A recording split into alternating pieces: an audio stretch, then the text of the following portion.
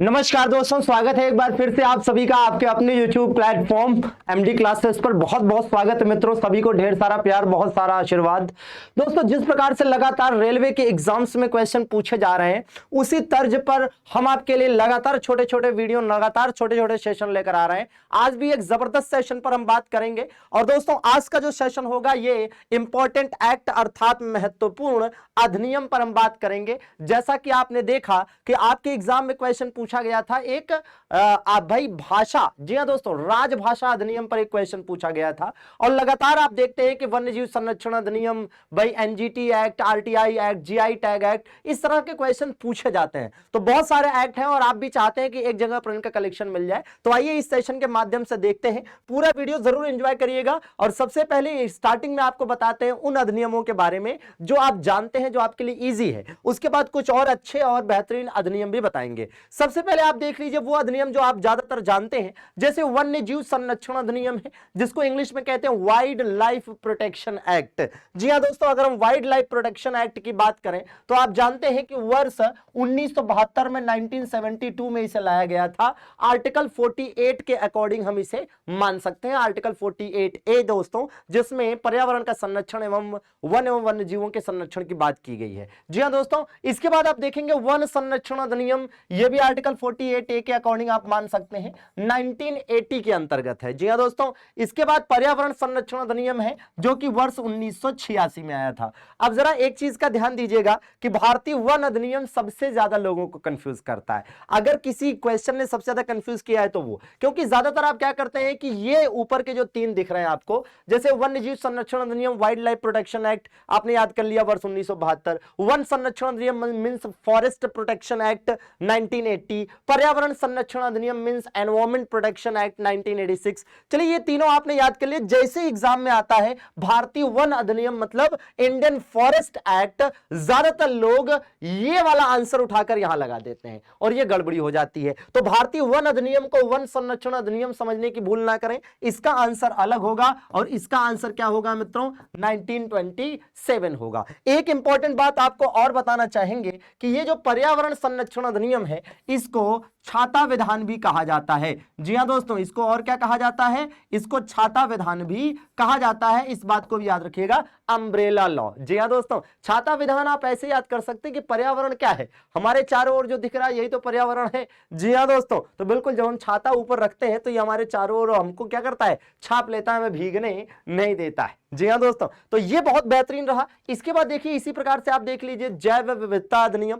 आप जानते हैं कि जैव विविधता अधिनियम कब आया था, वर्ष 2002 में आया था। जैव विविधता दिवस 22 मई को मनाया जाता है और सर्वाधिक जैव विविधता भारत में पश्चिम घाट में केरल के साइलेंट वैली क्षेत्र में मिल जाता है। और पूरी दुनिया में सबसे ज्यादा जैव विविधता उष्णकटिबंधीय सदाबहार वनों में या फिर भूमध्य रेखीय प्रदेशों या इक्वेटर के आसपास के जोन में आपको मिल जाएगा। एनजीटी एक्ट की बात करें दोस्तों तो ये 2010 में आया था। और याद रखिएगा जब हम बात करते हैं एनजीटी एक्ट की तो इसका फुल फॉर्म होता है नेशनल ग्रीन ट्राइब्यूनल एक्ट। जी हां दोस्तों, नेशनल ग्रीन ट्राइब्यूनल एक्ट 2010 में आया और इसी के तहत एनजीटी की भी स्थापना हुई। और एनजीटी की भी स्थापना वर्ष 2010 में ही हुई थी दोस्तों। और इस एनजीटी के अध्यक्ष आजकल कौन है भैया, आदर्श कुमार गोयल आजकल इसके अध्यक्ष हैं। तो यह भी याद रखना है, इसको हाईकोर्ट के बराबर शक्तियां प्राप्त होती हैं। इसके बाद देखिए दोस्तों, एनजीटी जो लाया गया है यह आर्टिकल 21 के अकॉर्डिंग लाया गया है। क्यों, क्योंकि आर्टिकल 21 वैसे तो क्या है भाई कि ये तो आपका लाइफ एंड पर्सनल लिबर्टी से रिलेटेड है, बट इसके अंतर्गत स्वच्छ वातावरण एवं शुद्ध जल का अधिकार मौलिक अधिकार के अंतर्गत आता है।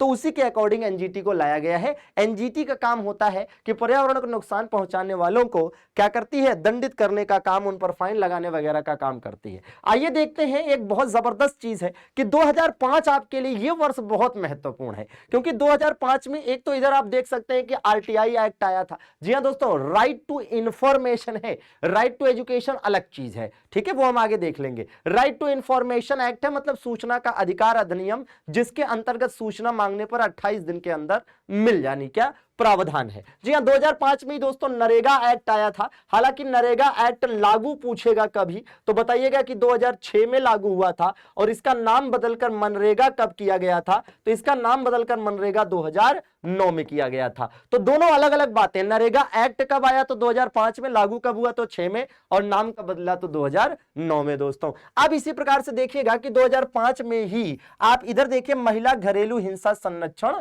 अधिनियम। जी हां दोस्तों, तो यह भी आपके लिए बहुत जरूरी है। महिला घरेलू हिंसा संरक्षण अधिनियम भी 2005 में आया, और तो और दोस्तों आपदा प्रबंधन अधिनियम भी 2005 में आया। और आपदा प्रबंधन अधिनियम जो 2005 में आया, इसके अंतर्गत एनडीआरएफ की स्थापना हुई 2006 में। यह भी बड़ा महत्वपूर्ण है।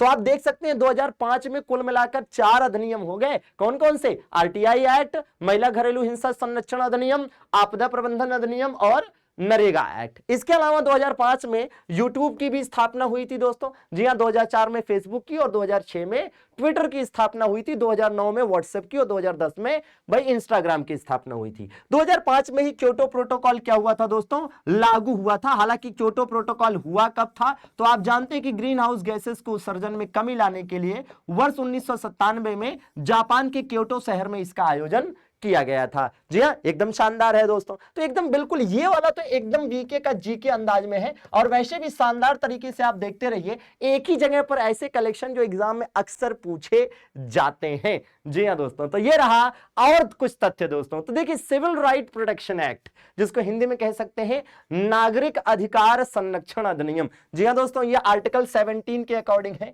जी हाँ भाई, भारतीय संविधान का अनुच्छेद 17 क्या कहता है? अस्पृश्यता का अंत, छुआछूत का अंत मींस एंड ऑफ अनटचेबिलिटी। जी हाँ दोस्तों, तो जो अनटचेबिलिटी है उसकी बात करता है। तो अस्पृश्यता के अंत को, अस्पृश्यता को कह लीजिए, छुआछूत को, किसको दोस्तों? अस्पृश्यता को, छुआछूत को गैर कानूनी ही नहीं बल्कि साथ साथ इसको पनिशेबल ऑफेंस यानी दंडनीय अपराध भी इस अधिनियम के तहत बनाया गया है। और ये कब आया था? ये दोस्तों वर्ष 1955 में आया था। तो इसको भी याद रखिएगा। हालांकि अगर आप देखेंगे तो 1955 में ही राज्य पुनर्गठन अधिनियम भी आया था। क्या आया था दोस्तों? राज्य पुनर्गठन अधिनियम भी वर्ष 1955 में आया था। हालांकि राज्य पुनर्गठन आयोग कब स्थापित हुआ था? तो राज्य पुनर्गठन आयोग दोस्तों वर्ष 1953 में न्यायमूर्ति फजल अली की अध्यक्षता में स्थापित हुआ था। राज्य पुनर्गठन आयोग पूछेगा तो 53, राज्य पुनर्गठन अधिनियम पूछेगा तो 55 दोस्तों। जी हां, बहुत ज्यादा इंपॉर्टेंट है। और इसी के जस्ट पहले एक चीज याद रखनी होती है,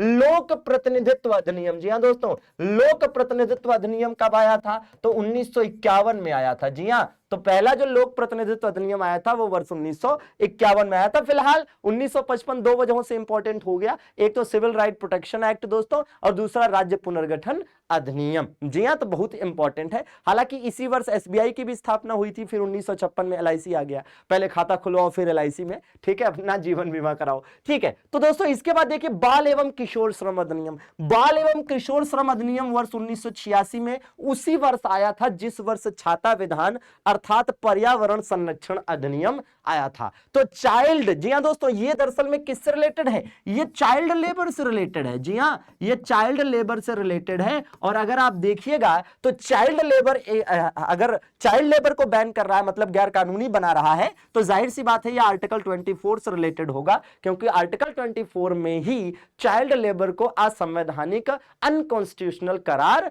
दिया गया है। तो इसको भी आपको याद रखना है, बाल एवं किशोर श्रम अधिनियम वर्ष 1986। जी हां दोस्तों, अब देखिए और चीजों की बात कर लेते हैं। तो आयकर अधिनियम वर्ष 1961 में आया। 1961 में क्या हुआ? आयकर अधिनियम आया, है ना। पहली बात 1961 में ही भाई इनकम टैक्स एक्ट आया। 1961 में ही मातृत्व लाभ अधिनियम भी आया था, 1961 में ही।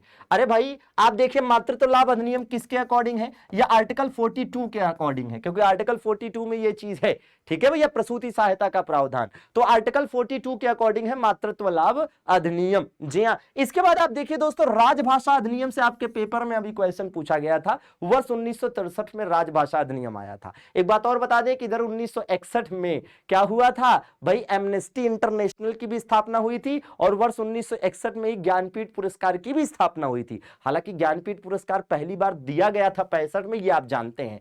और एनटीपीसी में क्वेश्चन आया था क्या कि भाई जो साहित्य अकादमी पुरस्कार है वो 1954 में स्थापित हुआ था और 55 में पहली बार दिया गया था, लेकिन ज्ञानपीठ 61 में स्थापित हुआ, 65 में पहली बार दिया गया था मलयालम भाषा के लिए जी शंकर कुरूप को। दोस्तों जी हाँ, खाद्य सुरक्षा अधिनियम कब आया भाई, बहुत ज्यादा इंपॉर्टेंट है। खाद्य सुरक्षा अधिनियम मतलब फूड सिक्योरिटी एक्ट। दोस्तों ये फूड सिक्योरिटी एक्ट कब आया, 2013 में आया। 2013 में न केवल फूड सिक्योरिटी एक्ट आया बल्कि लोकपाल एवं लोकायुक्त अधिनियम भी आया। और आप देखिए आपके पेपर में यह क्वेश्चन पूछा था कि नहीं पूछा था कि भारत के पहले लोकपाल कौन थे, तो भैया भारत के पहले लोकपाल कौन थे, तो पहले लोकपाल थे पिनाकी चंद्र घोष। दोस्तों पिनाकी चंद्र घोष पहले लोकपाल नियुक्त हुए। हालांकि लोकायुक्त, दोस्तों लोकपाल केंद्र में होता है, लोकायुक्त राज्य में होता है, भ्रष्टाचार को रोकने वाली संस्थाएं हैं। दोस्तों लोकायुक्त की नियुक्ति करने वाला भारत का पहला राज्य कौन सा है, महाराष्ट्र है। जबकि लोकायुक्त को यूरोप में ओम्बुड्समैन क्या कहा जाता है, ओम्बुड्समैन कहा जाता है। और ओम्बुड्समैन का विकास सबसे पहले 1809 में ओम्बुड्समैन के रूप में कहां नियुक्ति हुई थी, स्वीडन में। जी हां, जबकि यूनाइटेड किंगडम पहला लोकतांत्रिक देश है जिसने इस प्रक्रिया को, इस पद को, ओम्बुड्समैन को स्वीकार किया। दोस्तों तो खैर इसको याद रखना है। भारत में पहली बार लोकपाल